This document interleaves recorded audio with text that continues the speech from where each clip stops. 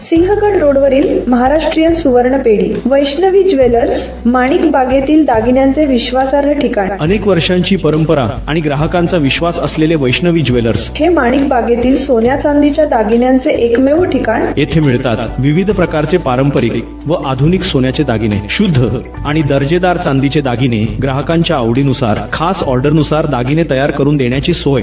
विश्वास, गुणवत्ता आणि परंपरा यांचा संगम म्हणजेच वैष्णवी ज्वेलर्स. आमचा पत्ता वैष्णवी ज्वेलर्स, माणिक बाग, सिंहगड रोड, पुणे. संपर्क बाळासाहेब पुकळे पाटील. Mobile number 9850246707.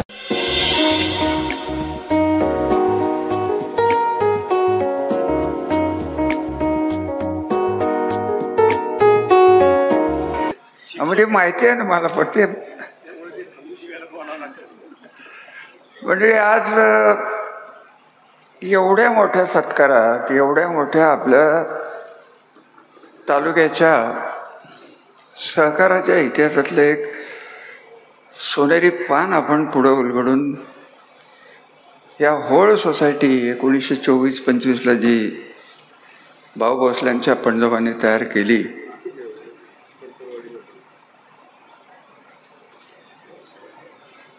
त्यांचे आभार मानावेत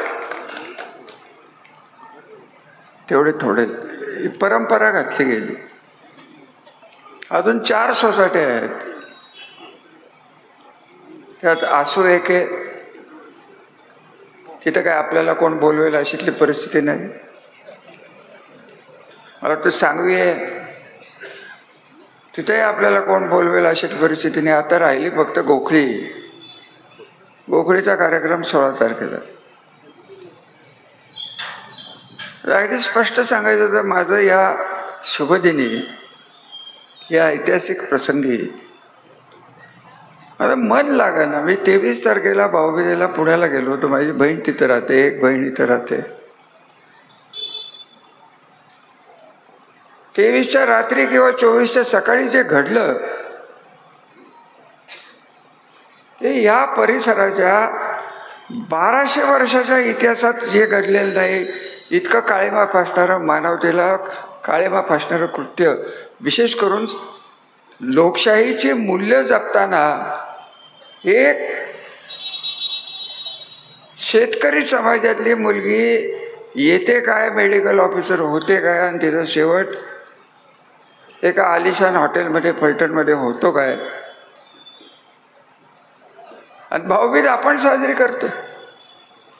त्यांच्या भाऊबीजेला त्यांच्या भावाला काय वाटत असं, हे म्हणूनच मी आल्या म्हणलं होतं. माझं तर माझ्याच्या डोक्यात आलं होतं की हा कार्यक्रमच कॅन्सल करून टाका. माझं मनच लागत नाही.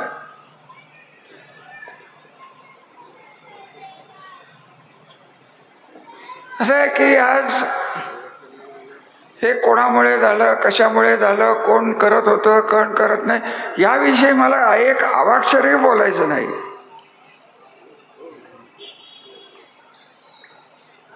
5, 50, 100 राज्यावरनं चॅनल जे माझे मित्र आहेत ते माझ्याकडे आले होते.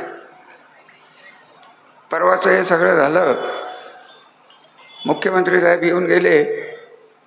म्हटलं मी एक शब्द बोलणार नाही, आणि मी फक्त 5च वाक्य बोललो. 1200 वर्षाच्या फलटण परिसराच्या, फलटणच्या इतिहासाला आज कलंक लागलेला आहे. आणि मला जी काळजी लागलेली आहे की हा कलंक धुवून कसा काढायचा. अहो मरून द्यावं, कोणी केलं आणि काय केलं, ती मुलगी तर गेली ना. कोण काय करते, कोण काय करते, कोण राजकारण करते. मी कधी म्हणलंय कधी कोणाला अटक करा, पण ज्यांची मनं खातायत यांना माहिती आहे की याचे परिणाम आपल्याला भोगायला लागणार आहेत. नेहमीसारखं हे तुमच्या शेजारचं सुरवडीचं बाळ, हे कपडे कमी पडली तर आणून देतो तुला, शांत बस. अरे मला का भेटतात असले कोणाला. हे घबरे काय बोलले पाटील. प्रल्हाद तुझं वय वाढलं तरी तुला किती बुद्धी आहे, तुझा बुद्ध्यांक किती आहे, हे साखरवाडीच्या कारभारात आम्हाला दिसलं की. अख्ख्या जगात एक पोतं 4 बँकांना विकणारा कोण मनुष्य असेल तो माझी अक्कल निघत. 4 व्यापाऱ्याने 1 पोत. इथं कामगार बसलेत की नाही मला माहित नाही. तुम्ही साखरवाडीच्या स्टँडवर बसण्यापेक्षा ती पोती बाळासाहेब मोजली असती तर बरं झालं असतं. पुढं थप्पी आणि मागं रिकामं. हे सांगणार कोण? बँकवाले सांगायचे. बँकवाले नाही मॅनेज, सगळं मॅनेज. प्रल्हादराव मला तोंड उघडायला लावू नका. आणि मी तुम्हाला खरं सांगू का, तुमचा या सगळ्याशी काही संबंध नाही. तुम्ही का पाणी भरताय त्यांचं? तुमच्या माहितीसाठी प्रल्हाद गोविंद साळुंखे, तुमच्या पुतण्याच्या कार्यालयात मी कुठल्या तरी लग्नाला गेलो होतो, तेव्हा 4 खुर्च्या बसलेल्या शेजारी एक सद्गृहस्थ माझ्याकडे आले की ज्यांचं मला नावही घ्यावं असं वाटत नाही, की साखरवाडीचं काय करायचं. मी म्हटलं काय करायचं. मी काय इंटरेस्ट घेतला नव्हता. मला श्रीरामचं दुखणं बाहेर काढोस्तोपर्यंत संजय बाबांचे माझे 5-10 वर्ष आयुष्याचे कमी झाले. मी कशाला हे दुखणं घेऊ. शेण त्यांनी खायचं आणि साप आम्ही करायचा, हा धंदा कुठपर्यंत चालणार. आणि ते जे कोण सद्गृहस्थ होते त्यांनी मला सांगितलं, ज्यांच्या बाजूनी हे बोलतायत आज की साखरवाडी कारखान्याला आणि प्रल्हाद पाटलाला इन्सिल्टेड गेल्याशिवाय पर्याय नाही. हे कोणी म्हणलं? नाना. त्याच्यानंतर मला ते इन्सिल्टी माहीत नव्हतं. आम्ही जुने LLB BLL मग आम्हाला कुठं माहिती इन्सिल्ट. मग मी अभ्यास केला. हे त्यांचे मोठे चिरंजीव आहेत ना, मोठे सध्या भाजपचे तरुण तडफदार, इथं शरद जाधव साहेब बसलेत, कुठेतरी दिसले मला. शरद कुठे? किती वेळा दादा माझ्याकडे आला रे? खरं सांग. 15 वेळा हा दादा पाटील माझ्याकडे आला. भारतीय बँकेचं कर्ज कसं मिटवायचं याच्यावर चर्चा करत बसला होता. 50 वेळा पतंगरावच्या मुलाला फोन केला, बँकेत जाऊन बसलो आणि हे कर्ज पुढे कसं. का माझं काय पाटलाचं माझं वैर होतं? प्रल्हाद पाटलाची इस्टेटी घालवाव्यात असं मला वाटलं असतं. पाटलाला 5 वेळा मी समजावून सांगितलं, परंतु त्यांना कळलंच नाही. त्यांना 150 कोटी येणार होते दुबईवरनं. कोण आणला होता कोणाला माहिती. केळी विकणारा आला होता तो म्हणतो 150 कोटी दुबईत नाही येणार होता. बाबा मिया का काय रे बाबा, काय रे सुनील बाबाबाई. अहो मला सकाळी फोन, शरदरावांच्याकडे जायचं. हे आमचे शरद जाधव आणि प्रल्हाद पाटील माझ्या आधी 15 मिनिटं. एकदा शरद जाधव पुण्यात पवार साहेबांनी मला बोलवलं, माझ्या आधी माधवराव आणि प्रल्हाद पाटील. महाराष्ट्र सरकारकडे काम असलं की हिंदूराव, दिल्लीत काम असलं तर माधवराव. आणि मी कोण? साखरवाडी जेव्हा अडचणीत येते, प्रल्हाद पाटील जेव्हा अडचणीत येतो, मग तालुक्याचे नेते कोण येतात? रामराजे. मी शेण खाल्लं होतं. साखरवाडी कारखाना यांना बिनधास्तपणे 97-98 मामांच्या कृपेमुळे मिळाला. त्याची वाईट परिस्थिती निर्माण करून ठेवली. आणि त्यांना कळतच नव्हतं की कारखाना हा भोगायला नसतो, संसार फुलवायला असतो. आणि कोणाचे संसार फुलवले? मी पडायलाच तयार नव्हतो साखरवाडीचा कारभार. अगदी स्पष्ट सांगायचं. कोण आलो होतो खंडाळ्याच्या गेस्ट हाऊसमध्ये, इथं बसलेल्या सगळ्यांनीच हातवर करा बघूयात. कोण नव्हतं सांगा की? कामगार कुठे आहेत? एक कामगार दिसत नाही. तुम्ही येऊन मला सांगितलं की नाही बाळासाहेब, मी अगदी खरं सांगू का, बाळासाहेबांच्या सारख्या खानदानी घराला शेवटी अंगठी विकून जेव्हा संसार चालवायची वेळ होते की 1000-1500 टन, बाळासाहेब शब्द विसरलेला नाही मी. ही वेळ आणली कोणी? त्याचं उत्तर एकदा तरी प्रल्हाद दे की रे बाबा, की माझं चुकलं, मला चालवायला जमलं नाही. एकदा तरी म्हण. दादा पाटलाला म्हणावं, घे आई वडिलांची शपथ आणि सांग की मला काय सांगितलं होतं की 12 कोटीला त्यांनी निसर्ग हॉटेल भारतीय बँकेला दिले होते. भारतीय बँकेला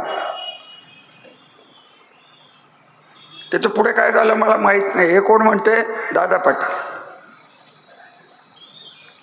तेवढं माझं वाचवून द्या, बाकीचं तुम्हाला काय करायचं ते. राजकारणात मी तुमच्याबरोबर राहतो. हे दादा पाटलाचे. हा माणूस म्हणतो की हे जे काय चाललंय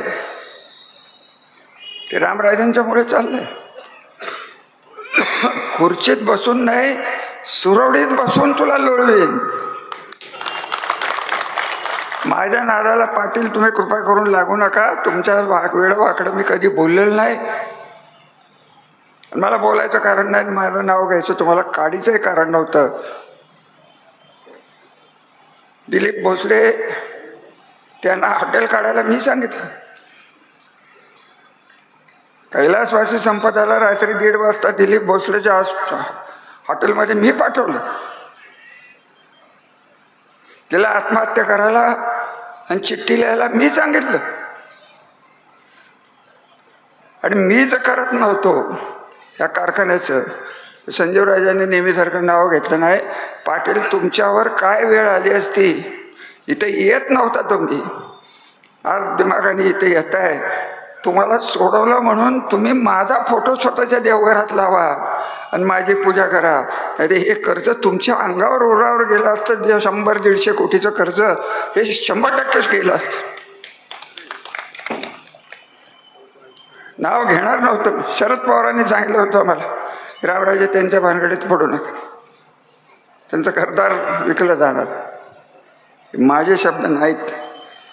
तरी आपला माणूस आहे, आपल्या तालुक्यातला माणूस आहे. आणि त्याहीपेक्षा बागायतदार अडकलेत, कामगार अडकलेत. अहो त्याला एकदा तरी हा माणूस म्हटला का हो की माझं चुकलं बाबांनी, मला माफ करा. तुम्हाला 3-3 वर्ष पगार मी देऊ शकलो ना. उलट म्हणायचं 200 कोटीचा कारखाना रामराजांनी 69 कोटीत घेतला. पण तू घ्यायचा होता. ज्यांच्या घरात तू पाणी भरतोय त्या कारखानदाराला सांगायचं होतं की घ्यायचा होता का. आणि त्यांनीच मला सांगितलं की NCLT काय आहे. हे सगळ्याच विनोद. आता त्यांचं नाव घेण्याची माझी काही लायकी नाही. ते आपले आहेत त्या ठिकाणी बरे आहेत. आमच्या आसपासही आम्हाला ती सावली नको असते, येऊही नाही. पण तुम्हाला मी एक सांगेन की माझ्या नादाला जर प्रल्हाद गोविंद पाटील लागला तर प्रल्हाद गोविंद पाटलाला मी 2 दिवसातच, जसं कोणीतरी त्या बाईला 50 कोटीची नोटीस दिली, ही 100 कोटीची नोटीस देणार आहे. काय म्हणणं आहे तुमची बदनामीची? बघू. आता होऊनच जाऊन द्या. तुम्ही काढले ना खपली, बघू काय होत. अहो ते काय झालंय, पोरकट माणूस भेळ घातली गाडीत, 4 टाळाकडे कुरींना नावही माहिती आहेत मला. भेळ खायला बीडला कोण जात होतं ते बोलू का ना आता? बोलू. परत तुमचा होळण साखरवाडीच्या भोसल्यांचा नको बाबा. मी शिकलोय तुमचा धडा चांगला. होळ काय अर्थ याला? आता राजकारणाचाच भाग या भागाचा म्हटला तर कारखाना नव्हता तेव्हा आम्हाला जास्त मत होती. ते दाढीवाला बोकड, त्याला स्क्रॅपचा धंदा कोणी शिकवला? यांनी. हे महाराज स्क्रॅप. इकडं ग्रामपंचायत स्क्रॅप करतोय आणि तुम्ही तर काय, तुम्हाला काय डोकं आहे ना? माझ्या डोक्याचा नाही प्रश्न. काय तुम्हाला साखरवाडीच्या लोकांना परिसरांना कळतं का? तो भलं करायला जातो. 3 वर्षात साखरवाडी कुठपर्यंत नेली सांगा मला, सांगा.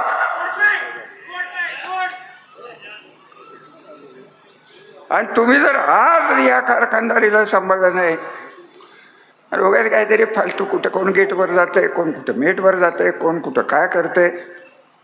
पाटलांना माझं चॅलेंज आहे, अजून तुमचे कर्ज फिटलेले नाही आहेत. हेअरकट 70% घेतल्या, उरलेले 30% बँकेची कर्ज आहेत. माझ्या नादाला लागला तर 30% जी मागलेली बँकेची कर्ज आहेत त्याचीही वसुली तुमच्या मागे लागेल. ठीक आहे, तुमच्या मागे कोण मोठी शक्ती असेल बघू. वाहतूकदार इथं आहेत, वाहतूकदारांचे पैसे दिलेत का सांगा. हे काय जे के बस तुम्ही आमच्या मागे लागताय जे के. अहो त्याला एक वाळूचा कण तरी मारा की हो. वाळूचा, दगडाचा म्हणतच नाही.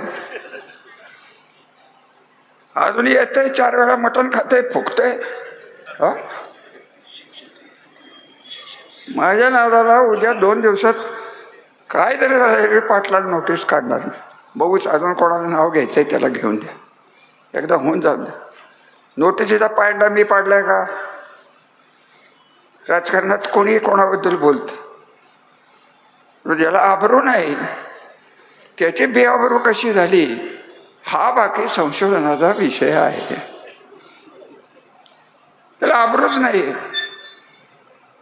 आणि ह्याला जरी कसलं आलंय, कशाची आबरू आली याला? काळ्या टोपी बरोबर ज्ञानेश्वर मंदिराच्या समोर त्या पायदोळच्या समोर 50,000 वेळा बघितलाय. सुभाषरावने चेपलीने आणला होता, चेपलीने.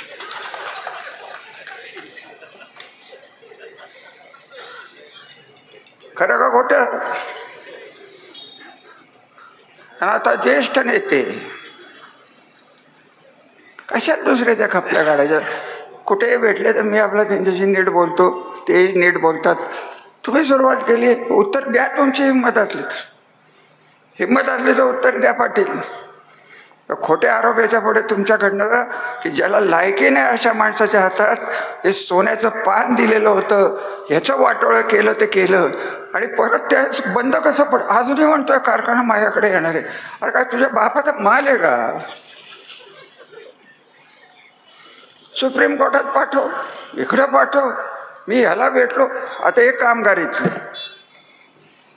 प्रॉव्हिडंट फंड कोणी बुडवला सांगा की मला? आहे का एक तरी कामगार? कोणी बुडवला? मी बुडवला. तरी मार्ग काढून दिलाय. पेन्शन इथल्या सगळ्या लोकांचे पैसे होत गेलेले आहेत. काय करायचं राहिलंय सांगा ना मला. राजकारणाचा विषय मी तुम्हाला खरं सांगू का? कारखाना नव्हता तोपर्यंत आमचं राजकारण व्यवस्थित होतं, आम्हाला चांगली मतं मिळत होती. आता उलट व्हायला लागले. कोण कोणतरी, आणि सारखं दारूसाहेबाला सांगा, दारूसाहेबाला सांगा. अरे दारूसाहेब धंदा करायला आलाय का साखरवाडीचं राजकारण करायला आलाय? त्या लोकांना मी एका शब्दासाठी इथं आणलं होतं की माझे कामगार आणि माझ्या शेतकऱ्यांचे पैसे निर्णयाच्या बाहेर जाऊन कोर्टाच्या जर तुम्ही देणार असाल तर माझं सहकार्य तुम्हाला मिळेल. झक मारली मी तर NCLT झालं नसतं, 6 महिन्यात लिलाव निघाला असता. एका कामगाराला परत नोकरीवर घ्यायची काही गरज नव्हती. काय केलं असतं? जिल्ह्यातले जे कोण कारखाने घेतले तिथं एका कामगाराला घेतले गेले का बघा? ज्यांनी विकत घेतले कारखाने त्यांनी जुन्या कामगारांना आणि जुन्या बागायतदारांना 1 पैसा कधी दिलेला नाही. आम्ही पैसे देतोय, दारू पैसे देत आहेत, तरी तुम्हाला गिळवत नाही. तुम्हाला पाहिजे काय? पाटलांनी वाढलेलं शेण खा, आमच्या काय वापरतात? इतकं करून तुम्हाला तेच पाहिजे असेल तर खुशाल तिथं जा, माझं काय म्हणणं नाही. वाढदिवसाला, यांचा वाढदिवस म्हणजे साखरवाडीचा काळा दिवस, तिथं हार घालतात. काय माणसात तुम्ही? कुठे या भाऊचं घर 100 वर्षापूर्वी दूरदृष्टी दाखवून सोसायटी काढली गेली. आज सोसायटी व्यवस्थित चालली आहे. तुमची सोसायटी 17, 18, 18, 19ला होती का व्यवस्थित? जेव्हा नाहीच तर अहो कारखानाच बंद होतो, त्याला काय? किती बोलायचं या लोकांच्याबद्दल? मला तर कंटाळा आला. प्रहाराला वाटलं जे खुमखुमी मी जिरवणार. जास्त बोलून काय आपला वेळ घेणार नाही.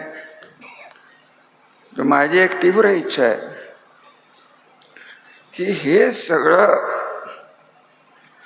पोलीस चौकीला धरून, प्रांताला धरून, सरकारी अधिकाऱ्याला धरून, आज सगळ्यात चुकीचं कोण झालं असेल या मुंडेबाईंच्या आत्महत्या का खून मला माहीत नाही, परंतु बलिदानामुळं हे कामगार सगळे सुखी झालेत. फोन यायचे थांबलेत. कोण कोणाला आता फोन करायचं धाडस करण्यात. अहो इतकी वर्ष आमदार फंड मी वाटला, एक पैसा कॉन्ट्रॅक्टरकडनं कधी घेतला नाही. आता 15% द्यायला लागतात.